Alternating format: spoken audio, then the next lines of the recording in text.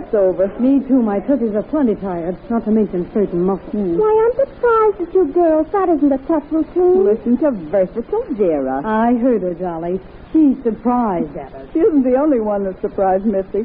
I'm surprised at it myself that we lasted as long as we did. Oh, you too. You'll never get anywhere in the profession. Want to put up that silver fox muffler on it? That's calling a bluff, Dolly. She doesn't watch out, she'll be back where she started. Just a bubble queen. You mean she will be if the laundry will give her old job back? Yeah. Say, Mitzi, I wouldn't let Vera know it, but I'm wise to the fact that I never was cut out for a dancer. I aim to be a featured singer at some well-known after-dark spot. Say, that's a coincidence. I got my eye on a feature billing at some nightery myself. You have? Yeah. Dolly, Yeah? I hope our doing the same line of work will make any difference in us being friends. Ah, forget it. We'll always be friends, Mitzi. And there's no two ways about that. Our radio play for this week, Professional Honor, is based on a story entitled Hair-Pulling Undignified, So They Fought with Swords. This story will appear in next Sunday's issue of the American Weekly, that remarkable magazine which is read by more people than any other publication in the world. This vitally interesting and entertaining magazine is distributed each week with every Hearst Sunday newspaper. Ladies and gentlemen, presenting that mistress of melody, Miss Dolly DeVore. I'm looking for a boy like you. He must be big and strong like you.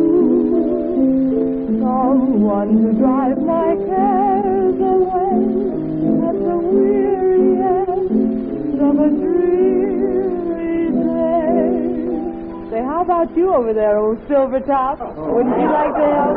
'Cause I'm looking for a boy like you. That's it. Come on up here with me. One gleam of hope now I see. Oh, no, I need my hand. For my heart filled with joy. At last I found the boy. And you are you little fat rascal. You're the boy for me. And now, ladies and gentlemen, you are invited to resume dancing to the smooth music of Whitey Whitehead and his Rhythmaires.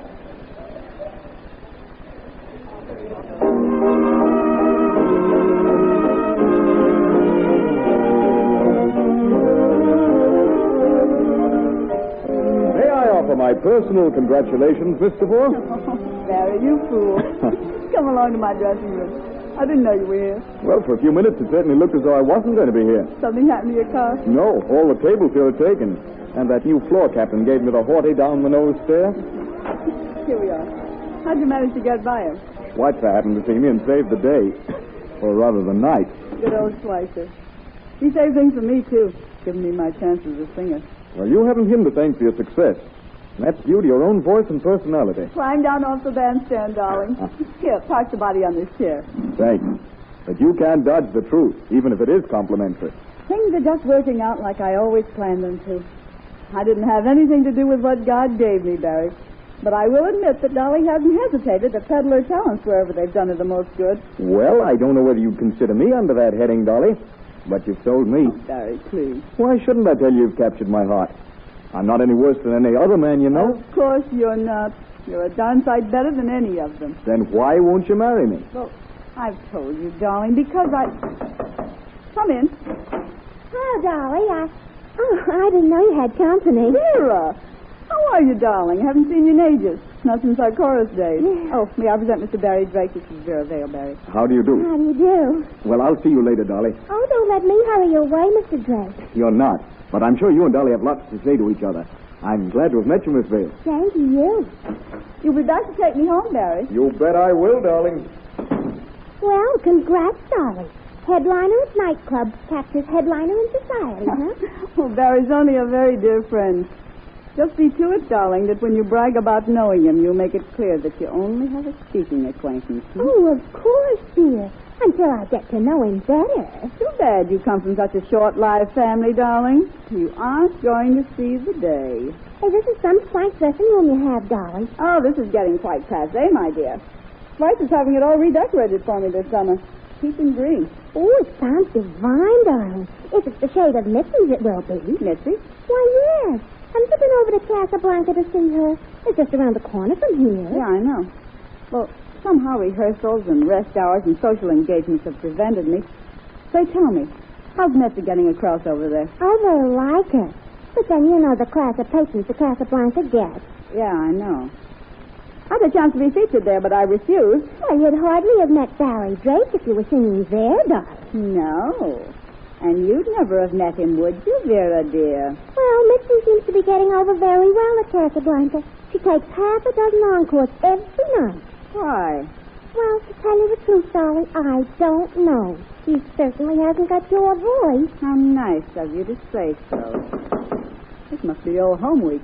Come in. Darling, what do you think? Great news I got for you. Oh, excuse me. That's all right, Mrs. Schweitzer. It's an old friend of mine, Miss Vera Vale, my boss there. How do you do? Well, what's the straight news? Well, outside, while you was just singing your last number, there was a scout from Intercoastal Broadcasting, and he wants that you should sing every Monday, Wednesday, and Friday night for their network, starting tomorrow. Well, what do you know about that, darling? Mitzi's going to be... Mrs. Schweitzer, why don't they want me every night? Well, because on those other nights, they're having the featured singer from the Casablanca. Missy Maskell? Yeah, Mitzi Master. Yes, isn't that a coincidence? Mitzi was telling me about it tonight. That's so. Wonder what she'll use for a theme song. Oh, I know. She told me. I'm looking for a boy like you. What? Yeah. Well, that's my song. I've been featuring it all season. Now, you can't tell me that's a coincidence, too. Well, it's a very popular number, Dolly. You bet it is. And who made it popular? I did. Yeah, Dolly, I know, but you don't own that song. Oh, no? Well, wait till after my first broadcast. I'll show Missy Maskell that I may as well own it.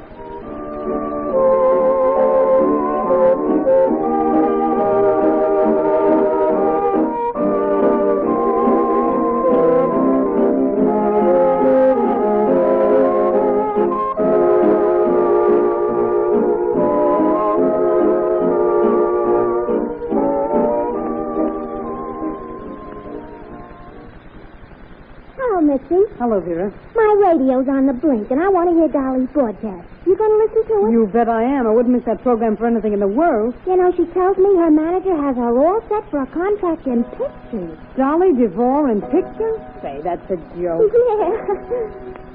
Oh, it's time for Dolly's program. I'll turn it right on, Vera. We mustn't miss it. I wonder what songs you're using for a theme. Why, the same one you are. I'm looking for a boy like you? Yes. She says she made it popular, and she'll be the first to use it as a theme song on the air. Oh, she made it popular. Why that? A charming singer of songs singing, I'm looking for a boy like you. Miss Dolly DeVore. All right, Cheetah, let's hear you. I'm looking for a boy like you. He must be big and strong like you. Someone to drive my cares away. That's enough of that. The nerve of her trying to crash in on my song. Believe me, I'll put a stop to that. Why, that kid... Excuse me, Vera.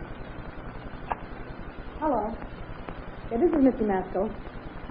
Intercoastal Broadcasting? Oh, yes.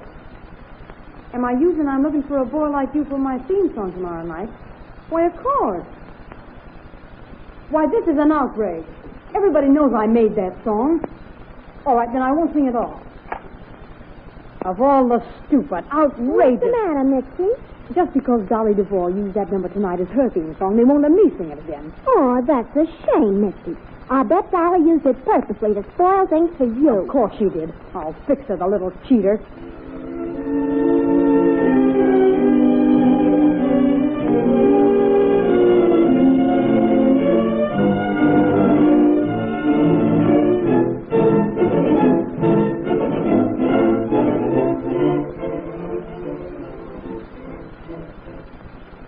What's happened, Dolly? Why have you sent for me at this hour? I've been insulted, Barry. Who did it? I'll thrash him within an inch of his life. Wasn't a he, Barry. It was Mitzi Maskell of the Casablanca. She's been telling everybody that my singing was so bad the other night that the publishers are going to withdraw my theme song. But why? Well, Mitzi says so I won't spoil its popularity. Oh, that's ridiculous. Of course it's ridiculous. But just the same, she's insulted my professional pride and honor. But what can I do about it, Dolly? If Miss Maskell were a man, I'd demand satisfaction. What you're going to do, Barry, in my name. What do you mean, Dolly? I mean, I'll settle this the way ladies and gentlemen should settle such affairs. With a duel. Now, wait a minute. You want to be careful not to let yourself in for the hair-pulling or nail-scratching bout that's sure to occur. Women don't fight duels with swords. Oh, yes, they do. Look here. Here's some clippings of famous duels between women. And look, here's the ladies' Coduelo, based on rules drawn up in Paris when Mademoiselle de Namias and Madame de Lanza faced each other in 1908. I've made a few modern improvements. Oh, it's very interesting, Dolly, but perhaps Miss Maskell doesn't know how to fence. She knows all right. Can fence just as well as I can. Had to learn for one of our routines in the chorus. Well, but... There are no buts. I'm going to challenge Missy to a duel, and you're going to be my second. Unless you don't care to be. Don't care to be? Dolly, you know I want to be whatever you wish me to be to you. Then go to Missy's dressing room tonight and demand satisfaction for me. Tell her I've chosen rapiers. We'll settle this thing my way. Very well. I'll do as you ask. Good for you, Barry. I knew I could depend on you. On one condition. Oh? What is it? That immediately following the duel, you'll marry me. All right, Barry. I will if I'm able to leave the field of honor.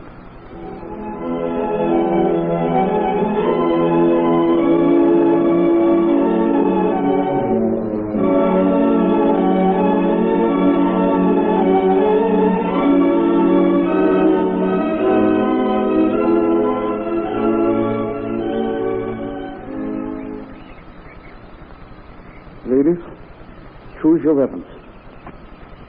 Now, I must warn you, ladies, that dueling is not to be considered lightly. It is by no means a lady's pastime. If you insist on going ahead with this affair of honor, neither of you is to tell what has taken place. Mr. Bohr, as the insulted party, do you still insist upon this duel? I do. Well, all right. On guard. Commence.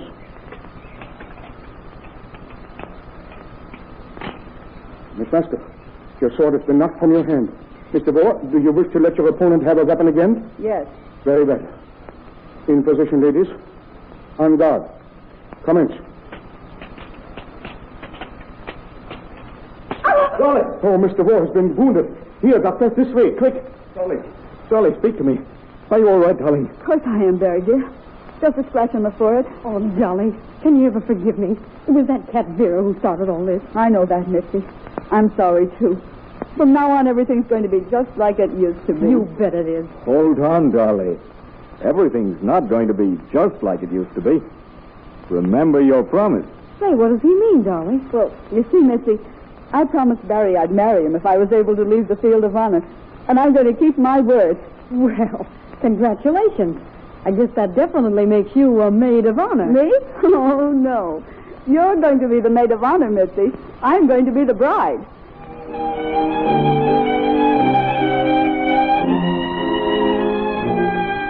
This radio drama to which you have just listened was taken from a story which is only one of the many fascinating features to be found in next Sunday's issue of the American Weekly, the magazine with the world's greatest circulation. This magazine is distributed each week with every Hearst Sunday newspaper from coast to coast. And now we turn you over to your local announcer.